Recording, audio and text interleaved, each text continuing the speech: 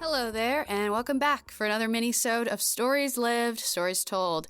I'm Abbie, and I'm so glad that you're here with me. Not physically, of course, but still here with me in a way, because even though these episodes are a lot of me just talking into this microphone, which I need to give a huge thank you to Merritt of the CMM Board of Stewards for supplying me with and shipping it to me in Indiana all the way from Norway so that we could make a good quality podcast, something to be proud of, so thank you, Merritt. But yeah, these episodes are mostly me, so it's easy to forget that all of this is supposed to be a conversation. Now, we will hear from Dr. Barbara McKay again later as she helps us to understand the hierarchy model from her perspective, but it's not so much back and forth. And that's weird, because this is really the only kind of space where it could even be so one-sided, right? I hesitate to say never, but basically you never are in a conversation where one person does all the talking and the other just listens and can't even respond with their own thoughts or even nonverbals.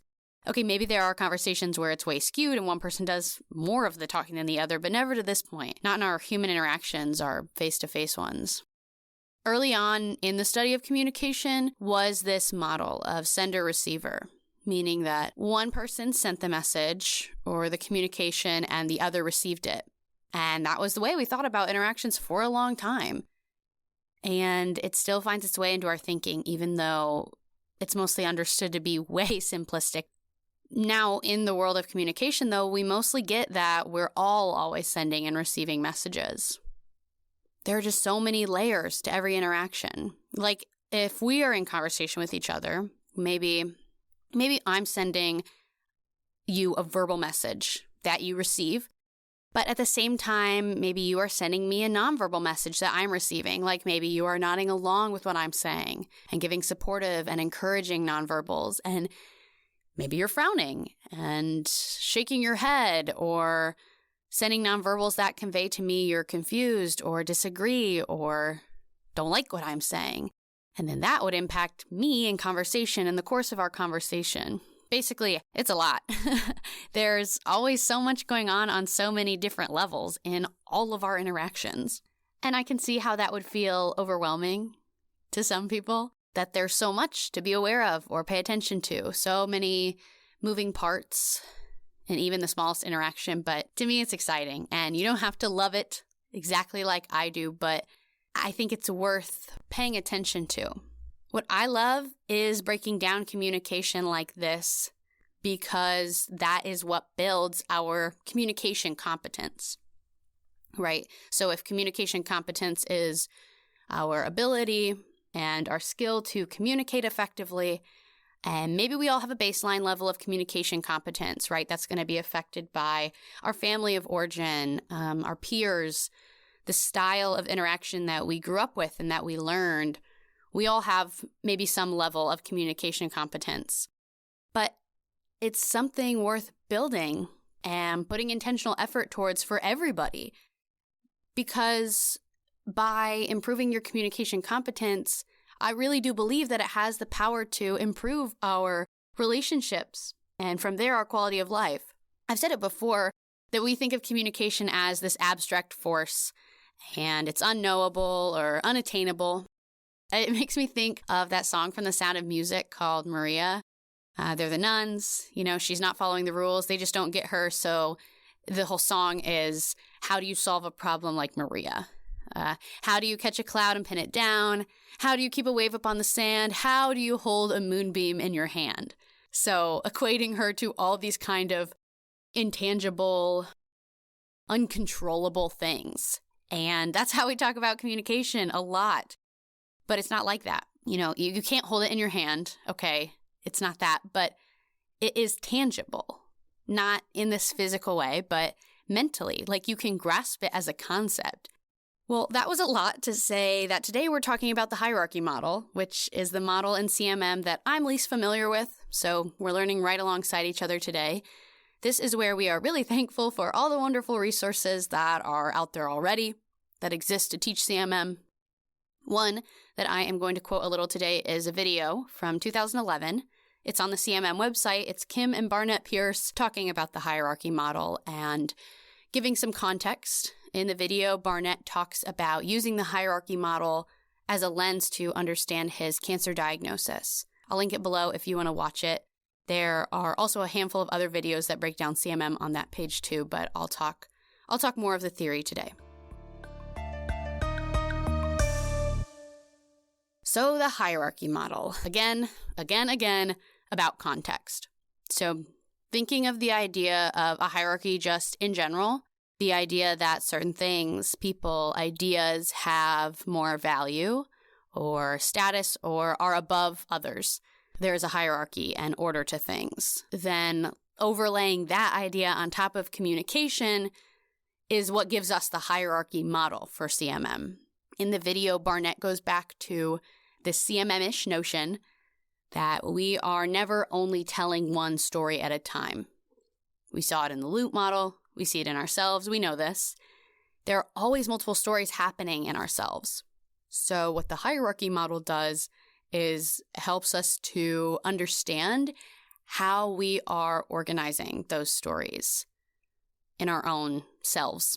What stories are we giving more attention to or putting more value on? So in the grand scheme of context, not all context is equal. Does that make sense? Like the context to any conversation or interaction or situation or any communication moment is made up of different contextual factors. The context is just not one. It's not one broad layer. We exist in multiple contexts at any given moment. So we can break it down to the utterance, right? We've heard that language before. The utterance is what is said, and that exists in the context of me, the individual who's saying it, but it also exists in the context of the episode or like the interaction that's happening, as well as the larger society and the culture that exists. Another piece of context could be the feelings that exist around a topic or the sense of self of the individuals in the interaction.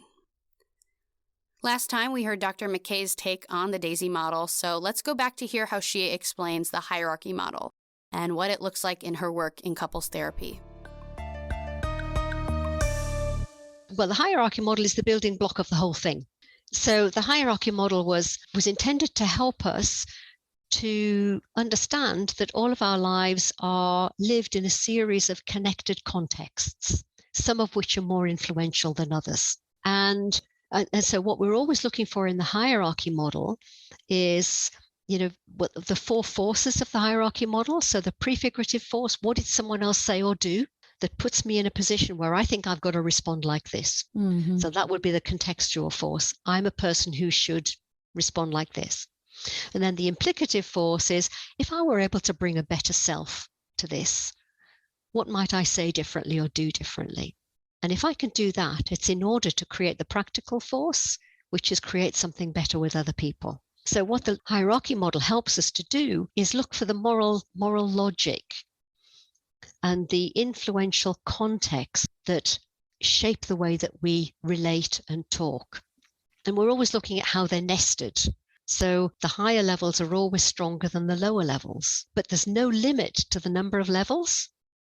And you can change the names as you wish. So you don't have to have the traditional forms of the hierarchy. One of the things I look for in couple work when I use the hierarchy in my thinking is I'm looking for the relationship between the relationship level and the episode level. And so what I mean by that is I'm trying to work out whether the relationship between a couple who are really struggling with something, is it strong enough to withstand the episode that has got them into trouble? If it is, then I know my work's going to be easier. If it's switched, if the episode starts to define the couple relationship, and they say things like, I can't trust our relationship over all the years we've known each other because she just did this. How could they possibly? It's undermined everything. Then I know I've got some work to do because I've got to shift the contexts. So using the hierarchy model helps me to know where to intervene to try and enable the relationship to be a higher context than the episode. I tend to use the hierarchy model to organize my thinking so that I always know I've got a question that I can ask, because I can see individual in the context of a relationship, in the context of their life script, in the context of a family belief, in the context of a societal view, in the context of their social graces, gender, race, religion, age, ability, culture, class. So that hierarchy gives me a scaffold to my therapeutic conversations. The thing Dr. McKay and Barnett both note is that we're not stuck in one hierarchy. And this was important to me because I didn't get that the first time I heard this model, as far as what is prioritized. But we are actually the ones who dictate what the hierarchy looks like. So we say what is important to us, what we value, what layer of context has the biggest impact on all the others, which story impacts the others.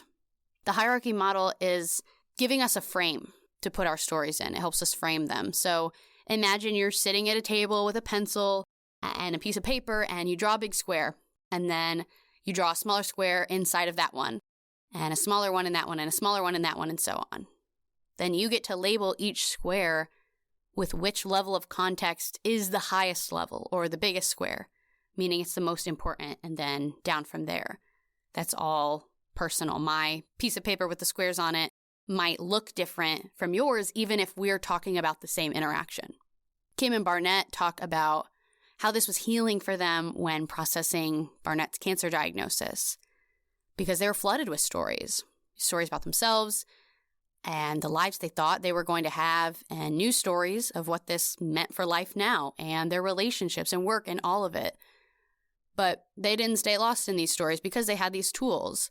Because they're using CMM as the lens of their life, they kind of got organized, right? In the sense that they looked at each context and story with mindfulness. That's something big that they talk about.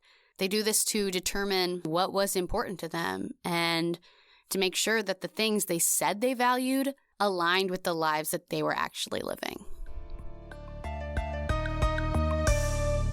We can use the hierarchy model and all of CMM to heal.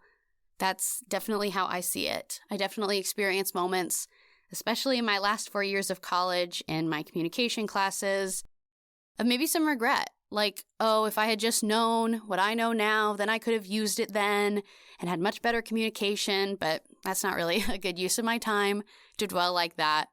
But what I can do is to look back on those interactions through the lens of CMM, the hierarchy model, and learn from it and heal some of that old poor communication and be forgiving of myself and the other people I engaged with, maybe in ineffective or even hurtful ways. But this is what I mean when I say that understanding the process of communication can improve our quality of life. You know, pinning down that cloud, this something that we think is really abstract.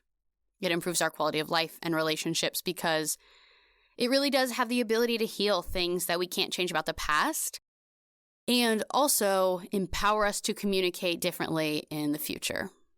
And that, my friends, is the hierarchy model.